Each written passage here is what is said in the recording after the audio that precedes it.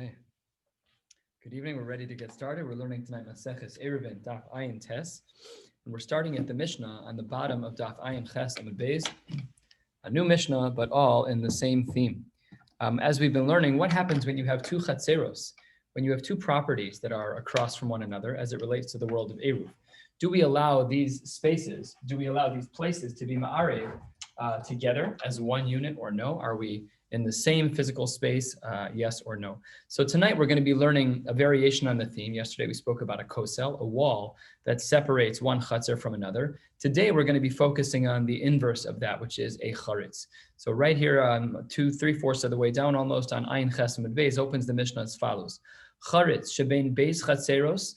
If you have a ditch between two chatzeros, amok yud v'rochav hey, v'rochav dalet, excuse me. It is 10 deep and 4 wide, namely, it is the inverse of your classical Rishus HaYachid, and therefore it's a Rishus HaYachid. So under those circumstances, we would then say, Me'arvin Shnayim, Ve'ein Me'arvin Echad. There we would say that those are Me'arvin Shnayim. They're two totally separate entities, and therefore they cannot be Me'arv together. So thank God, I found a whiteboard in here. I don't know who it belongs to, but it's very helpful. So this is the case that we're dealing with. Wow. You have to... It's much bigger than the piece of paper that I started with. You're a good artist. I am a spatial artist, I'm not an artist at all. As a Moa. Okay, so the picture here, as you can see, is Chatzar 1 and Chatzar 2, and there's a nice ditch between them, and the ditch is 10 by 4. So this is what you're talking about. So says the Mishnah, with this ditch between the two Chatzeros, of course they can't be Ma'ariv together. They're Pashut in different locations. That is the first din of the Mishnah. And then the Mishnah adds in the following line, Afilu mile kash oteven. What if you filled that ditch with kash oteven, with straw, with some lightweight types of animal fodder, whatever it may be? Would that work? Says the Gemara, says the Mishnah, no. Afilu, even had that been the case of kash and teven, it would not work. However, mile afar otzeroros. What if you would have put dirt in there? What if you would have put rocks in there? So then, of course, that's a whole different entity. Me'arvin echad, ve'ein me'arvin shnayim. Now it's not either or. Now you're flipped the other way. If the whole ditch was filled with rocks and dirt, so you just made the whole thing one property. The whole thing is one thing. If it's hay, if it's the kash and teven, nothing. That doesn't work at all. So that's why the Mishnah distinguishes between the materials. The Gemara is going to discuss the distinctions that we've made in the materials in a very short while. So let's continue the Mishnah. Halfway through the Mishnah, Nosan alav neser sherochav arba tvachim. What would happen if you put a little board going across to make a bridge, right? Let's say you wanted to make a bridge. So would that work? Says the Mishnah, yes, as long as it is 4 tfachim wide. V'chein beis gezus tros zu keneged. There's a big machlokas in the Rishonim as to what this case of gezus tros means. One of the more simple applications is where you have kind of like two porches or two extensions from the house that overlay. I'll show you the two cases that we're talking about quickly. Hold on one second. First case is where you just have a bridge, a little footbridge, and as long as if it is equal to or greater than 4, you're good, right? The green is a bridge. So now that there's a bridge, we're good, more than 4 tfachim. And the other case is where there's like kind of partial bridges from each side. The bridges don't really connect. They're like two pieces, one from each side. That's the top green. There's like a piece of wood from each side that connects. So that's the case according to some, according to Rashi, not according to the Ritva, and not according to others, where the bridging would also work, provided that they're at least 4 tfachim wide. The bridge has to be at least that wide for a person to walk on. And then the Mishnah finishes up that in those cases, when you have the board that goes across, length, it's going across the charitz, and if you have these two boards that almost connect, zu keneged, they're opposite each other, then me'arvin shnayim v'im ratzim me'arvin echad, then they can choose, do you want to be two separate Eruvin, or do you want to be one? That's up to them. And lastly, pachos mikan, if the bridge is not really a footbridge, it's just a plank of wood, it's very thin, it's harder to walk on. So then says the Mishnah, me'arvin shnayim v'ein me'arvin echad, even though in theory you could get there, but it's not a nice, convenient, comfortable place to walk. And therefore, you took a 2x4 and you laid it over that's not enough for bonding. That's not enough for making the two into one group. Says the Gemara, the teven lo chayita. Wait a minute. You said that if you fill the charitz with teven, with straw, that it doesn't count. It's not considered an appropriate filler. Think of it in comparison to dirt. There's dirt over in Chatzar 1, there's dirt in Chatzar 2. You added dirt in the Charetz. Pasha, that's going to work. Why do we distinguish between Teven, between straw, and between dirt? Says the Gemara, what do you mean the Teven doesn't fill that hole? We are going to learn a Mishnah on the very next Amud that says, Mispan shebein shtei chatzeros. Forget about our case of a Charetz. Let's say that I'm in Chatzar 1 and you're in Chatzar 2. And between us is a wall made out of Teven. Gavo asar tfachim. Then what's the din, says the Mishnah? Me'arvin shnayim ve'ein me'arvin echad. It's a brick wall, effectively. So why over there, when we'd have a wall of straw, over there we say it separates Chatzar 1 and Chatzar 2. Over there, it's halachically valuable. Yet when we use it as a filler in a charetz, it's not valuable. Contradiction. Answers the Gemara, 4 lines, 5 lines from the bottom. Amar Abaye, Abaye says no. Linyan mechitza, when we talk about using teven, using the straw as a wall, kule alma lo pligi dahavi mechitza. Everyone agrees that that's the case. It's a wall. The wall functions as a wall. You look at it, it's separating me and you, my chatzar from yours. It's a wall. However, aval le'inyan chatzitza, but when it comes, normally we translate the word chatzitza as creating a separation on the skin. It doesn't mean that in this context. It means to fill up the gap, to fill in the charetz. Aval le'inyan chatzitza, I batle chayitz. If in fact I put the wheat there, I put the chaff there, or I'm putting the straw there, and I'm mevatel it, I say this is going to stay here for good, then it works, chayitz, then it works. V'lo batle lo chayitz. So when it comes to teven, it can function as a wall, no doubt. What about in a charetz? It depends on your kavanah. If you're willing to be mevatel, the teven, then no problem. Then now Chatzar 1 and Chatzar 2 are now bound into one unit. No problem at all. But if you're just putting it there to try and solve a problem, but really you're going to take it out after Shabbos and go feed your animals, no, that doesn't work. The temporary fix is not a good fix. So says the Gemara, okay, well, let's see how this works with the next material that you discussed. We said Milei Afar, what about dirt? So we don't have a Gemara that says that you have to have kavanah by dirt. You have to have kavanah. You have to be mevatel the teven. You have to be mevatel the straw. What about the dirt? Says the Gemara, Milei Afar ve'afilu b'stama. Can it just be the standing assumption that when you put dirt down, that it's considered a filler? And do we have to have kavanah to do bittul? So says the Gemara spouse, Vatnan, wait a minute, that should not be the case. In regards to the world of ohel, in regards to the world of tumas meis in an ohel, Vatnan, we learned in Maseches Ahalos, Bayis Shemil Ehu Teven O Tziroros. If you have a house in which you filled it with teven o tziroros, with straw or with pebbles, keyword uvitlo, and you were then mevatel it to stay in that house for good, then batel. So we see in the world of ahalos that you need bittel even by tziroros. So then says the Gemara the diuk, last 2 words. Bitlo in. When do we allow this filler to count as a filler? Only when you're mevatel. However, lo bitlo lo.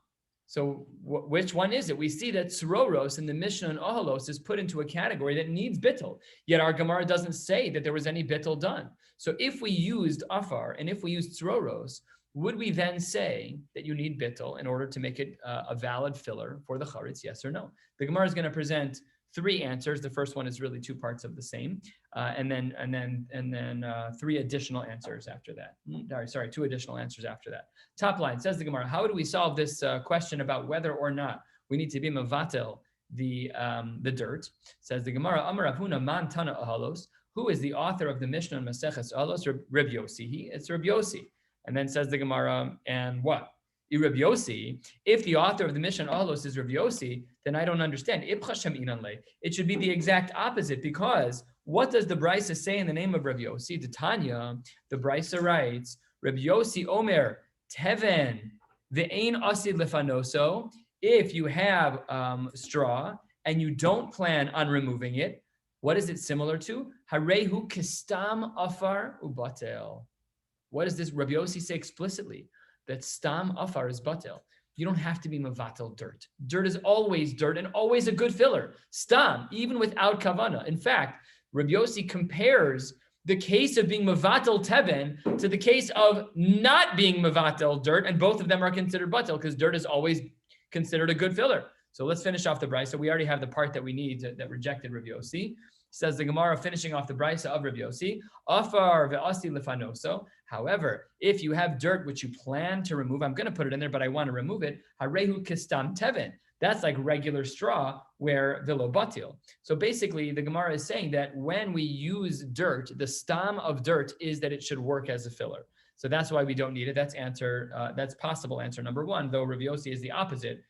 So the Gemara is going to try and fix that. Ela Amar Ravasi man tana Eruvin Rav Yossi. Really, our Mishnah is Rav Yossi, because our Mishnah is the one that said that dirt on its own is batel. So says the Gemara, no, Rav Yossi is not the one in Ahalos.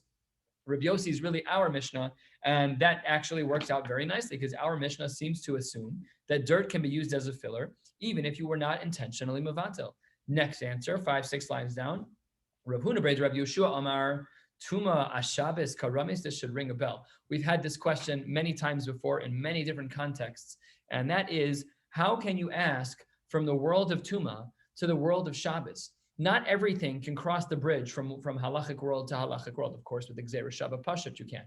But when you're doing the comparative analysis of a case over here and a case over there, does it work? So the world of Tuma was the Mishnah in Olos, where we seem to say that you need to have intent when you're using a filler in a house. And in our Mishnah, it seemed to say nothing about intent. So that's what the Gemara here is saying. Rav Huna Rav Yeshua is saying, what are you talking about? You can't compare the world of Tuma and the world of Shabbos. Hanach Isser Shabbos. Forget about the world of Shabbos, because in order to carry on Shabbos, people would even be mevatel their own wallet. People would be mevatel anything to be able to carry on Shabbos. So of course it's the assumption of our Mishnah that that the dirt is going to work even without ever talking about it. You cannot compare the two worlds of Tuma and Shabbos.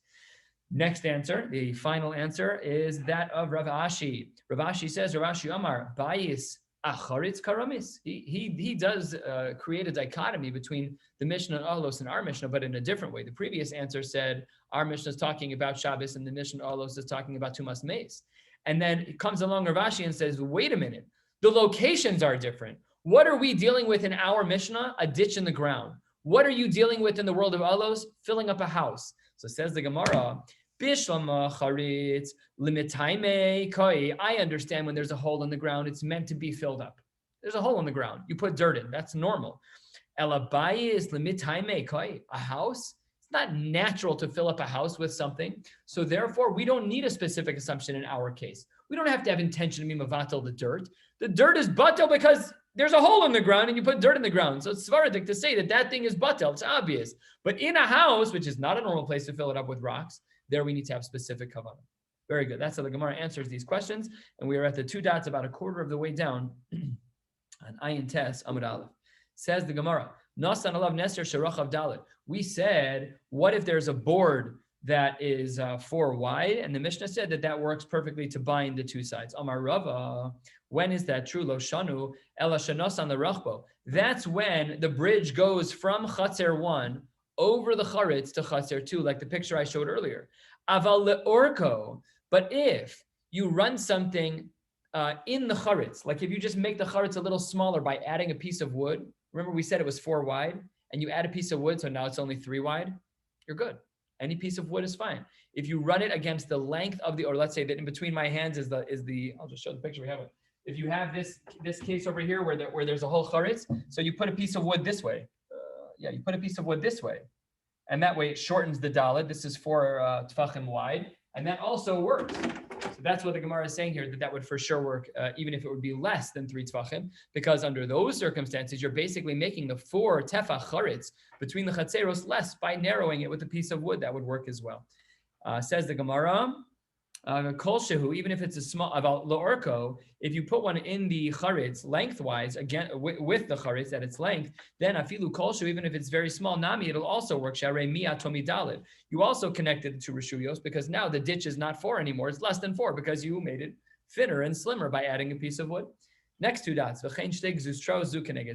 What about these 2 planks of wood that are facing each other? The picture books have some different options as to what this is according to the Rishonim.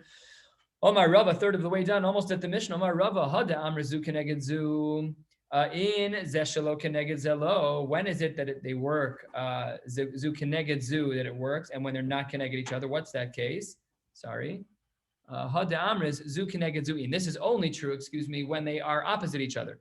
Zu Shalo Keneged Zu, but when they are not opposite each other, when they are off-centered from one another, lo, it does not work to connect the 2 sides. What about v'zu l'mala mizu? What about if you have one of the protruding pieces of wood that is raised above the other. They're lined up in the up and down axis, but they're still 3/4 tefachim away from each other. So what do we do about that? So then says the Gemara, in that case, Amarava, no, where are we? Here we go. Vizu lamala mizu, 3 lines above the Mishnah. Vizu lamala mizu nami lo amran el sheyesh bein ze lazeh shlosha tefachim aval ein bein ze lazeh shlosha zustra akumahi. If there's less than 3, then we consider it just like an uneven connection, and that still is considered a connection. And then that set of gzustros would work just fine, and one would then be able to bind with the other side. And that brings us to this next Mishnah of the wall that we discussed earlier, a wall that's made out of straw. It says the Gemara as follows: Misban, if you have this wall that's made out of straw, shebein shtei chatzeros gavo asar tefachim. If you have a wall that's made out of straw between 2 chatzeros, that's 10 tefachim tall. So says the Mishnah, me'arvin shnayim ve'ein me'arvin echad.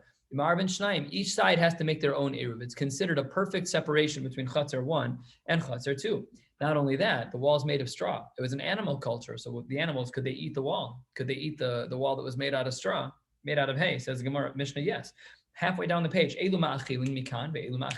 animals could chew at it. Now, what happens if the animal ate enough of the wall? They ate enough of the wall that it's no longer 10 tefachim tall. So now you've lost your separation between you. The second they eat enough of the food that is their wall, and it goes below 10 tefachim, now they are no longer 2 separate entities. They are by definition only one entity. Says the Gemara. The Gemara opens halfway down. Amar Rav Huna, ubilvad shelo yitain letocha lesoch kupaso v'yachil. Yes, the animals can go eat from the wall directly, but you cannot take the food off of the wall and put it in a bucket for the animals to eat. Says the Gemara, ule okme shari. Are you allowed to directly feed them? Meaning, can you literally bring them over and force them to eat from the wall? You're allowed to bring an animal to grass on Shabbos. But you can't bring them up against something that they're not supposed to be eating from. And this is a wall. So says the Gemara, you didn't force them to go eat from that wall. They're in a cage of some kind, and one side of the cage is that wall. So they're naturally eating from there. Rav Huna had said the line right at the opening of the Gemara, below yitain lesoch kupaso teven. You can't take the teven from the wall and put it in a basket to feed the animals. Why not? V'hatanya, the brisa that we are about to learn is many lines long, and we are going to spend the rest of today analyzing this brisa. So let's make sure to focus in here so that we can be able to follow for the rest of the blot today. We're 2/3 of the way down. Says the Gemara, v'hatanya, we have a brisa that writes, bayis shebein shtei chatzeros, if you have a house that's between 2 chatzeros, umil ehu teven, and that house is filled with teven, then me'arvin shnayim ve'ein me'arvin echad. Then that is considered a separation, and each side is considered separate. They cannot be ma'arv as one. Zen nosein lesoch kupaso v'yachil. What do we see though? You're allowed to take teven out of that house and feed your animals. You're allowed to take teven out of that house and put it in a basket, explicitly stated. V'yachil zeh, v'yachil, v'zen nosein lesoch kupaso v'yachil. So against Rav Huna, but we have to finish the brisa before we get to the question and answer. But this is our question. It doesn't fit because this brisa is explicitly against Rav Huna. The brisa continues. Nismaita teven miyut tvachim shneim asurim.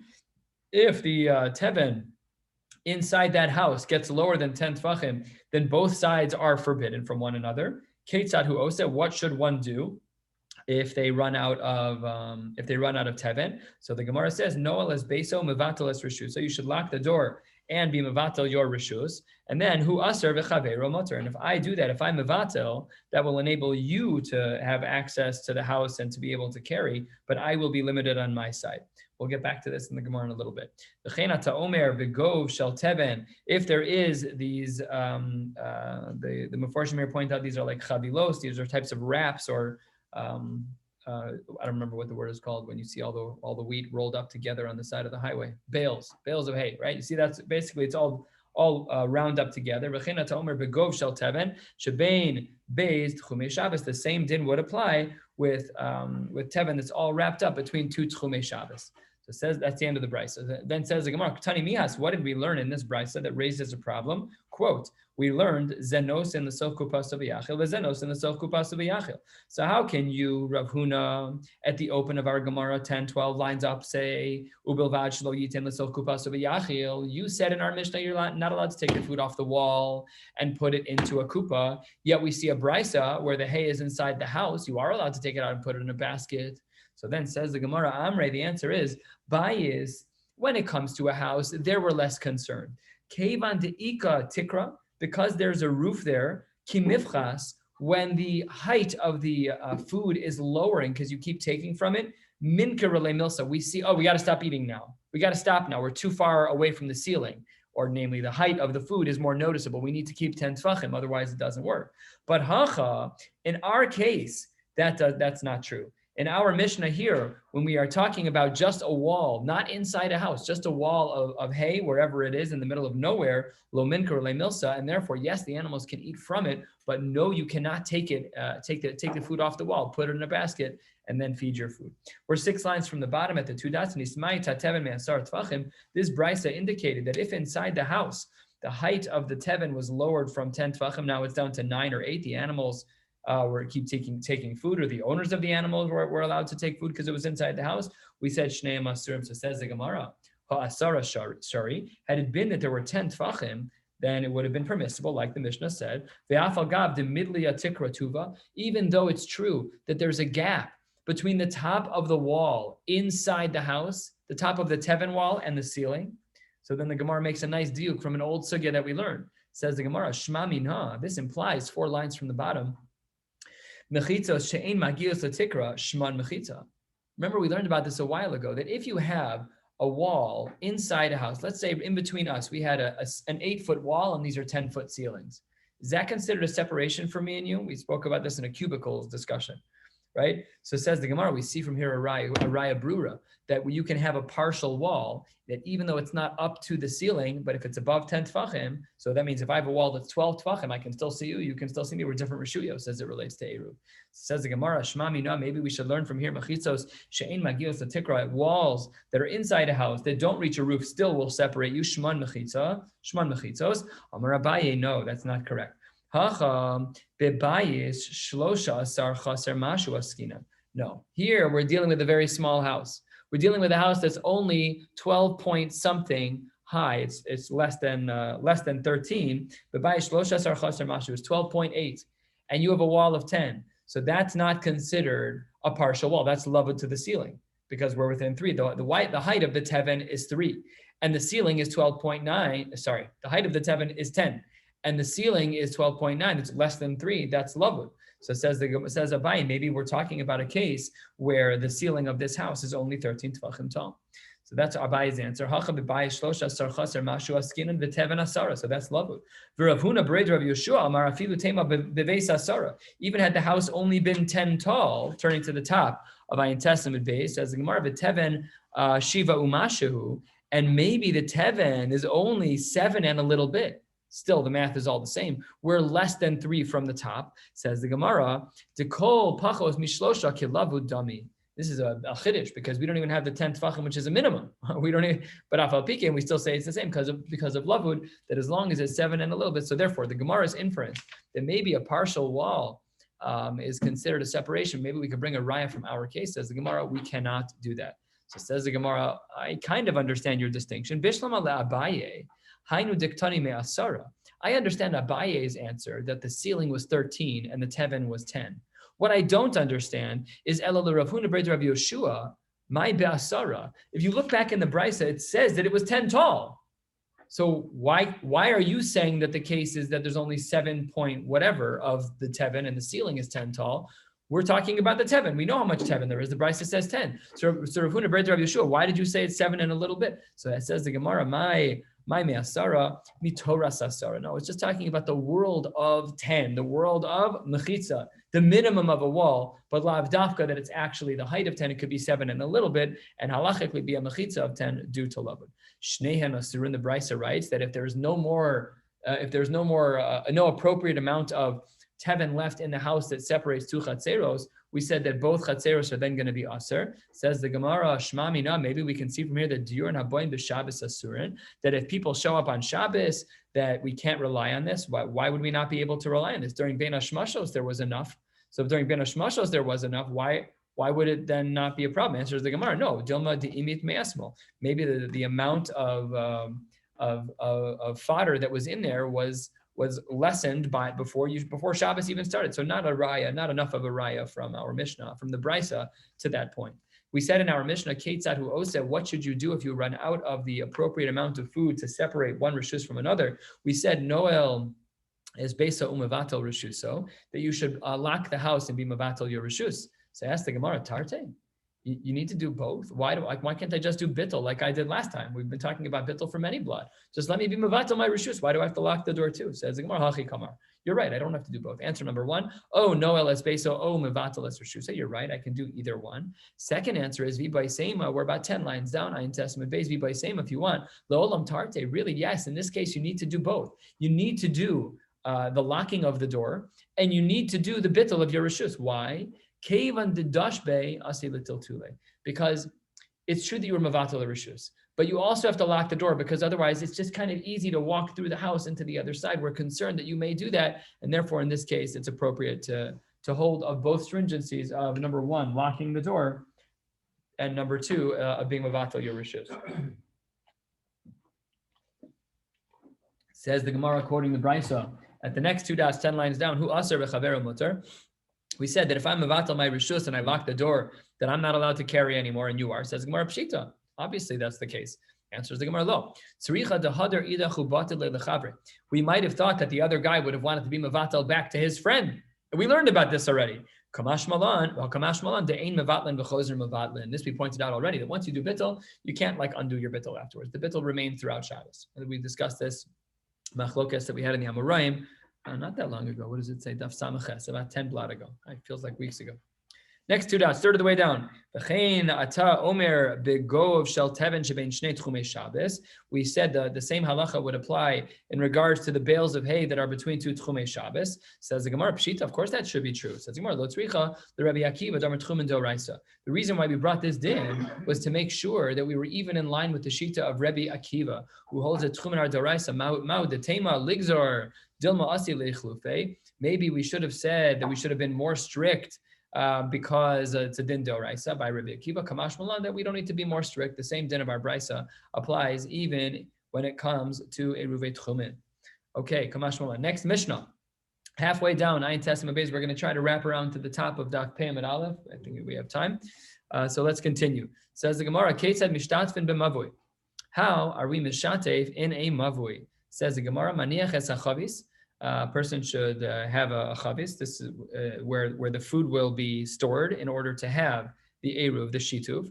The omer, and he should say harei zo l'chol b'nei mavui, and this is for everyone. Umezake lahen, and who can do the zikui? Umezake lahen al yedei beno uvito agdolim. You can do so with children who are gdolim, who are older children. V'al yedei avdo v'shivchaso ha'ivrim. Al yedei ishto, with an eved and a shivcha who are ivrim, and through one's wife. However, aval, you cannot do the zikui, you cannot be mezaka the rest of the people for the shituf muvos. Aval eno mezaka lo yedei bno vito aktanim, lo yedei avdo v'shivchaso aknanim, mipnei sheyadan keyado. Those people are dependent on you in that way, and therefore they cannot be the ones to be mezaka. Amar Rav Yehuda, chavis shel shitufei muvos tzarich la'agbiya min hakarka tefach. We're going to start talking about some, not today, but tomorrow more, some ideas about kinyanim. Is this a kinyan hagba? Is this a kinyan sudar? How does this work? Is this a kinyan mashicha? We'll have to discuss this a little bit more. It looks like you're being magbia. You have to pick it up 1 tefach off of the ground. The Gemara has a slight deviation now until the top of the Amud with a little bit, I don't know if I could quite call it an agarato, but it's a slight deviation from what's happening. Amar Rava, Hani tarte mili save de pumpedisa amrinu. There are these 2 things that the sages of Pumbedisa said. Chadaha, one of them is this, that when you do shituf muvos, you have to pick up the barrel 1 tefach. Idach, the other is that hamakadesh, one who is mekadesh, im ta'am milo lugmav yatza.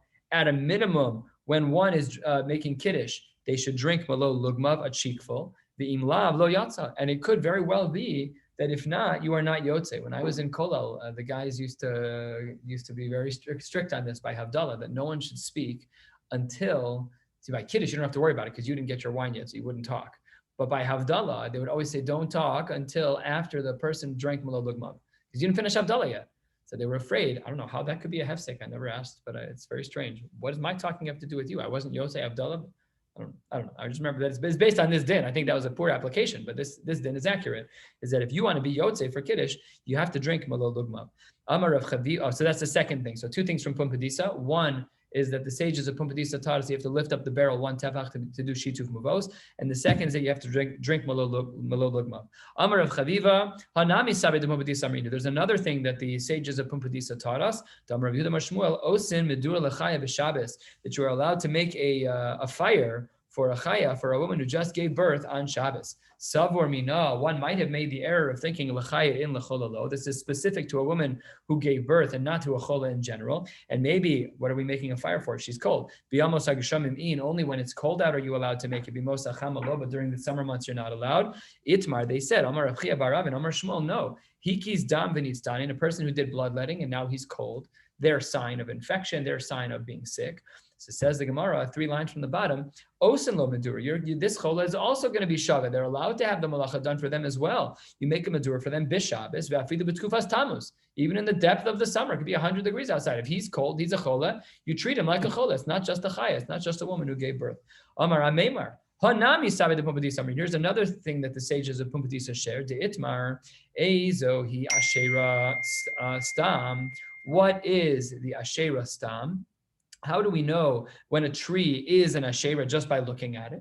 It's an Avodah Zarah tree. So Amar Rav says there's 2 answers here. Amar Rav, here's the first answer. Kol shekomrim, whenever you see their clergy, shomrim osa, ve'ein tomim miperoseha, you see that they protect the tree and they don't eat any of the fruits. That's number 1. Ushmuel Amar, kigon de'amre hani tamre l'shichra de'be nitzrefei, this is a little more blunt and specific. For example, where they say Hani Tamre the Shechra, these dates are for the beer. Debei Nitzrefei. Rashi, second line, Debei Nitzrefei. Rashi says Shem Avodah Zarah Shaisa Ba'osim Medina. It was called Bei Nitzrefei. That was the name of the Avodah Zarah that they were worshiping. Deshasu Le B'Yom Edom, and they would drink this beer on the holiday, whatever it was. It was a day that they drank to service that Avodah Zarah. The Amruli Sabe the Pumbedisa. And the sages of Pumbedisa told me, Hilchasa Kavase de Shmuel. We will follow like Shmuel's approach as it relates to how we determine which tree is an Avodah Zarah tree and a Asherah tree just by looking at it. Let's stop here. We'll pick up from Meisvei on Daf Pei Amud Aleph 4 lines down tomorrow night. Have a beautiful night.